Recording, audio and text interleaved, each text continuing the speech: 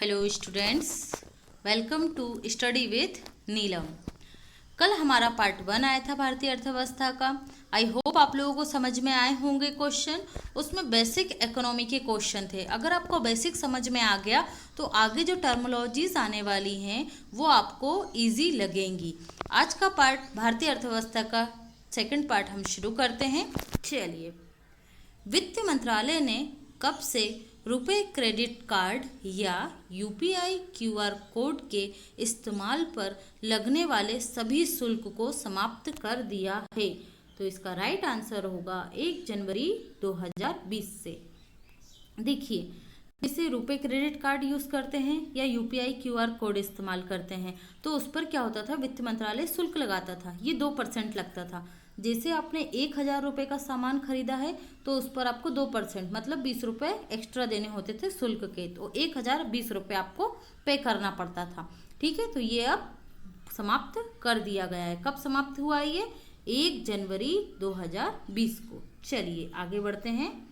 RBI ने visually challenge लोगों के लिए नोटों को पहचानने के लिए किस एक ऐप को लॉन्च किया है? तो ये ऐप है आपका मनी ऐप, है ना, मनी ऐप। देखिए, यहाँ विजुअली चैलेंज लोगों का मतलब ये नहीं है कि ब्लाइंड लोगों के लिए बनाया गया है।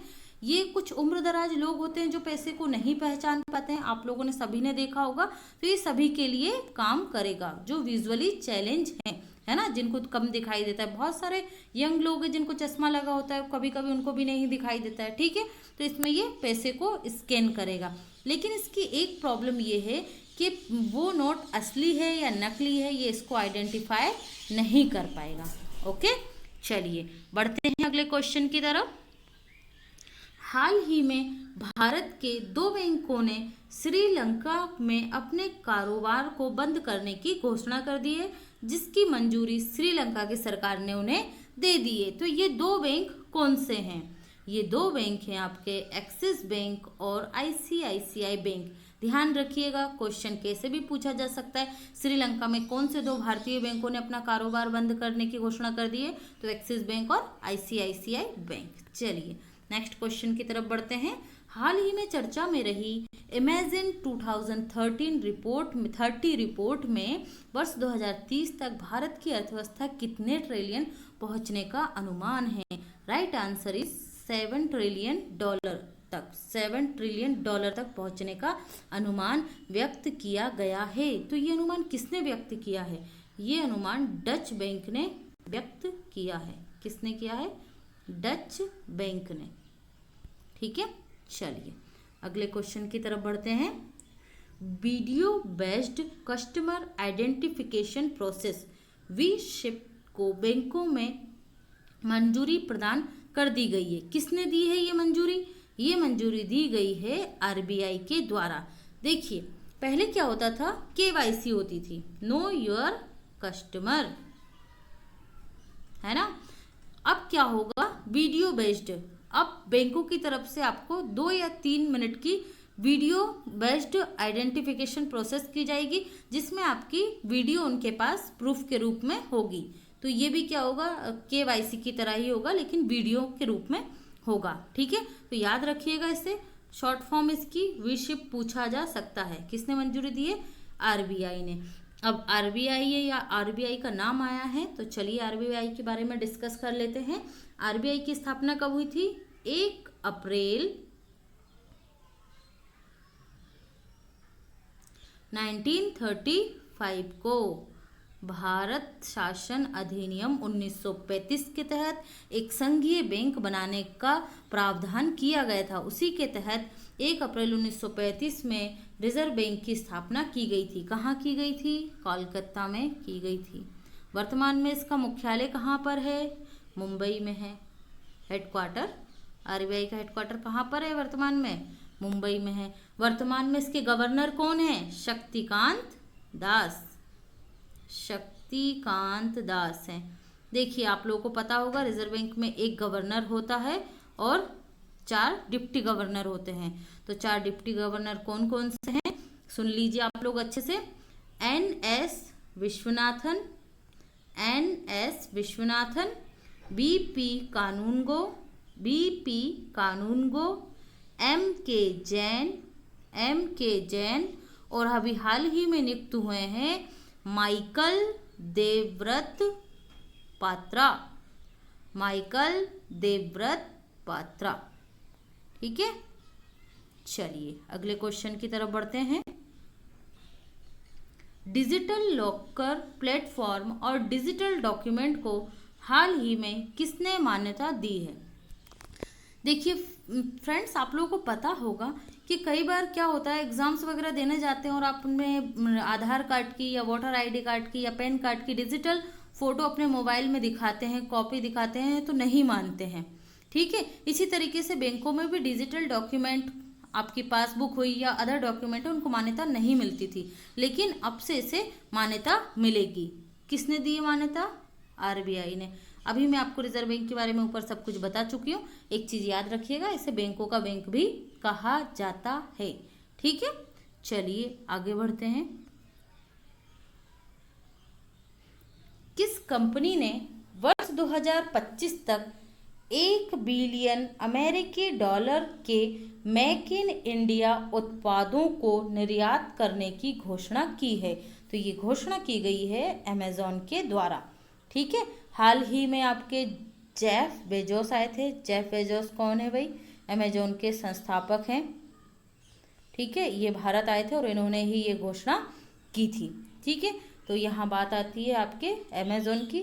अमेजॉन की स्थापना कब हुई थी? 5 जुलाई 1994 को हुई थी इसकी स्थापना, याद रखिएगा। ठीक है, पहले ये क्या थी? एक बुक स्टोर थी, मतलब ऑनलाइन पहले ये बुक को डिलीवर करती थी, लेकिन धीरे धीरे आज आप देखिए अमेजॉन पूरे विश्व में और स्पेशली भारत में तो कुछ ज़्यादा ही बड़ा रोल निभा रही है। लेकिन इनकी इस घोषणा का भारत के जो छोटे छोटे उद्योग संघ हैं उन्होंने विरोध किया था, क्योंकि उनका जो व्यापार है सभी कुछ अगर यही ऑनलाइन प्रोवाइड करने लगेंगे तो उनके व्यापार का क्या हालत होगी। ठीक है, इसलिए उन्होंने अमेजोन का और जेफ बेजोस का भारत आने पर विरोध किया था। ठीक है, चलिए बढ़ते हैं अगले क्वेश्चन की तरफ फ्रेंड्स। 16 जनवरी 2020 को BSE सेंसेक्स ने पहली बार 42,000 अंकों का आंकड़ा पार किया। वर्तमान में BSE में कितनी कंपनियां लिस्टेड हैं? तो ये लिस्टेड हैं 30 कंपनियां। ठीक है, ध्यान रखिएगा, इसमें 30 कंपनियां लिस्टेड हैं।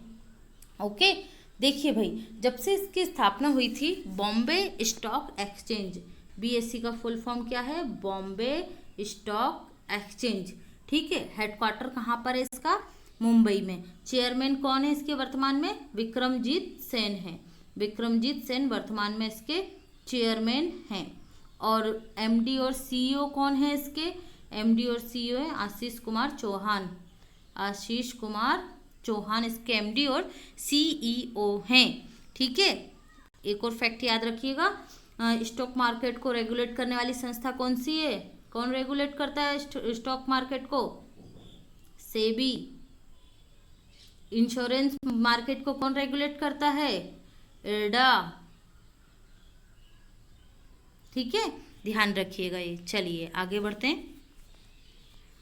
भारत की बैंकिंग प्रणाली के संदर्भ में NEFT का पूर्ण रूप क्या है? देखिए, जनरली फुल फॉर्म एग्जाम में पूछे जाते हैं, कुछ फुल फॉर्म इजी होते हैं जो एग्जाम में आ चुके होते हैं। मैं यहाँ पर वही क्वेश्चन ले रही हूँ जो एग्जाम में आ चुके हैं या जिनकी संभावना एग्जाम में आने की ज़्यादा है। ठीक है, चलिए, तो इसका फुल फॉर्म है national electronic fund transfer. National electronic fund transfer.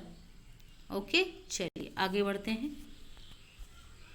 प्रधानमंत्री मुद्रा योजना के तहत निम्नलिखित में से कौन से प्रकार का ऋण, ये कारण नहीं है, यहाँ पर आप ऋण कर लेना, सॉरी फॉर मिसप्रिंट, ऋण उपलब्ध नहीं है। मतलब प्रधानमंत्री मुद्रा योजना और जन धन योजना, इन दोनों योजनाओं को आपको अच्छे से याद रखना है।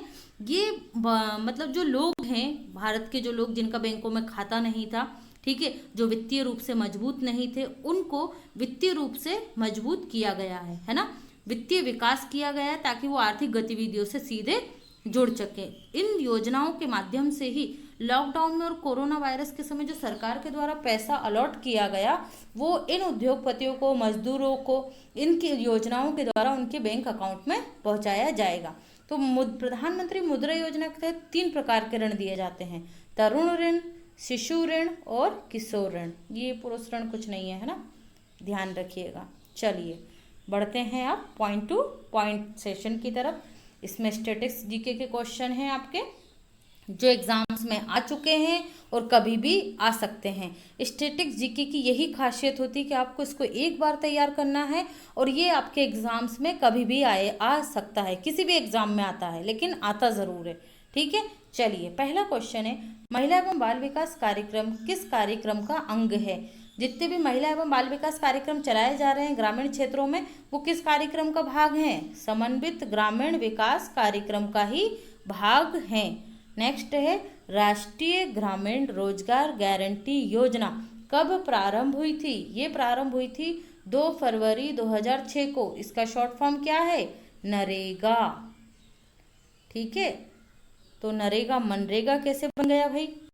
बन गया था मनरेगा 2 अक्टूबर 2009 को। इसका नाम क्या कर दिया गया था? महात्मा गांधी राष्ट्रीय ग्रामीण रोजगार गारंटी योजना। ठीक है, तो क्या बन गई थी? मनरेगा। याद रखिएगा इसे। अगला क्वेश्चन है, भारत में गरीबी हटाओ का नारा, ये बहुत ज़्यादा आता है, 100% आपको किसी ना किसी एग्जाम्स में देखने को मिलेगा, या आप लोग जो क्वेश्चन पेपर लगाते होंगे, सेट पेपर लगाते होंगे, आई होप। देखिए, अगर आपको एग्जाम में सिलेक्शन लेना है तो आपको लास्ट ईयर के जो क्वेश्चन पेपर होते हैं, ठीक है, 10 साल के, 5 साल के, ये लेकर आइए और उन्हें लगाइए। एग्जाम्स को सही समय में क्रैक करने का सबसे अच्छा तरीका है कि हमें पता होना चाहिए कि एग्जाम में क्वेश्चन आते कैसे हैं। ठीक है, थ्योरी में मत पढ़िए ज़्यादा, ना ज़्यादा नोट्स बनाने में पढ़िए, ना बुक पढ़ने में पढ़िए। ठीक है, इन सब चीज़ों में पढ़े रहेंगे तो सिलेक्शन लंबी प्रोसेस हो जाएगी। हम जो चीज़ें खुद गलतियां कर चुके हैं मैं आपको वही बता रही हूँ कि ताकि वो गलतियां आप लोग ना करें। ओके, तो ये क्वेश्चन पेपर लाइए, उन्हें सॉल्व कीजिए और आपको पता चलेगा कि क्वेश्चन के क्या टाइप होते हैं, पूछने का तरीका क्या होता है और किस तरीके से अब वो तरीके चेंज होते जा रहे हैं। ओके, हमें हर तरीके से एग्जामिनर जैसा क्वेश्चन पूछे वैसे तैयार रहना है। बढ़ते हैं आगे। गरीबी हटाओ का नारा किस पंचवर्षीय योजना में दिया गया था? याद रखिएगा, मोस्ट इंपॉर्टेंट है, 5वीं पंचवर्षीय योजना में। नेक्स्ट क्वेश्चन है, सामुदायिक विकास कार्यक्रम का प्रारंभ कब हुआ था? तो ये हुआ था 2 अक्टूबर 1952 में, जवाहरलाल नेहरू जी के समय हुआ था सामुदायिक विकास कार्यक्रम।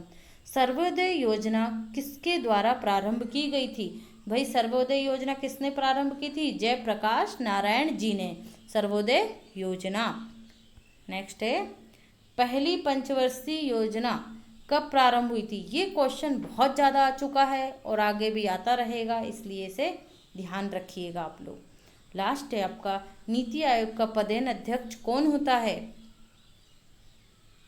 पीएम मोदी जी।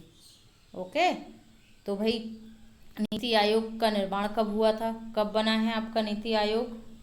2015 में बना है। किसका स्थान लिया है? योजना आयोग का स्थान लिया है। ठीक है, तो नीति आयोग का फुल फॉर्म क्या है? NITI, national institute of transforming India. ठीक है, ये ध्यान रखिएगा आप लोग। Thank you for watching.